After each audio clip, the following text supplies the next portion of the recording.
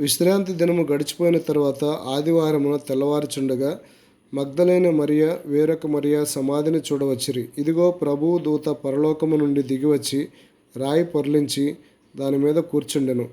అప్పుడు మహాభూకంపము కలిగెను. ఆ దూత స్వరూపము మెరుపు వలె ఉండెను. అతని వస్త్రము హిమమంత తెల్లగా ఉండెను. అతనికి భయపడుట వలన కావలివారు వణికి చచ్చిన వారి వలె ఉండిరి. దూత ఆ స్త్రీలను చూచి, మీరు భయపడకుడి, సిలువ వేయబడిన యేసును మీరు వెతుకుచున్నారని నాకు తెలియను. ఆయన ఇక్కడ లేడు. తాను చెప్పినట్టే ఆయన లేచి ఉన్నాడు. రండి, ప్రభువు పండుకొనిన స్థలము చూసి త్వరగా వెళ్ళి ఆయన మృతుల్లో నుండి లేచి ఉన్నాడని ఆయన శిష్యులకు తెలియజేయుడి. ఇదిగో, ఆయన గలిలయలోనికి మీకు ముందుగా వెళ్ళుచున్నాడు. అక్కడ మీరు ఆయనను చూతురు. ఇదిగో, మీతో చెప్పితిని అనెను.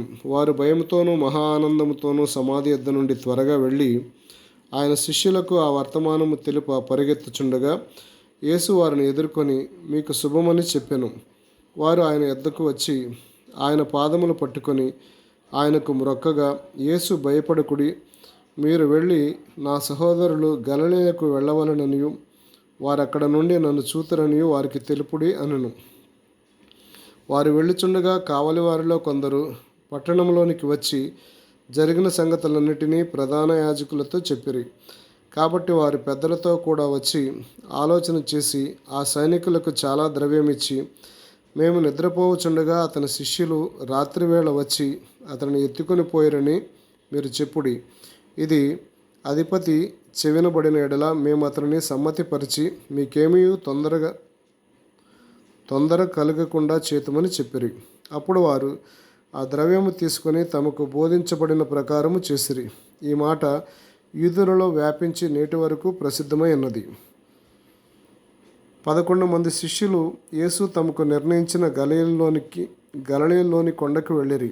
వారు ఆయనను చూచి ఆయనకు మ్రొక్కిరి గాని కొందరు సందేహించిరి.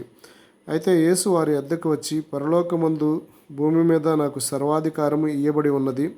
కాబట్టి మీరు వెళ్ళి సమస్త జనములను శిష్యులుగా చేయుడి. తండ్రి యొక్కయు కుమారుని యొక్కయు పరిశుద్ధాత్మ యొక్కయు నామములోనికి వారికి బాప్తిస్మమిచ్చుచు, నేను మీకు ఏ ఏ సంగతులు ఆజ్ఞాపించి తినో వాటన్నిటినీ గైకొనవలెనని వారికి బోధించుడి. ఇదిగో, నేను యుగ సమాప్తి వరకు సదాకాలము మీతో కూడా ఉన్నానని వారితో చెప్పెను.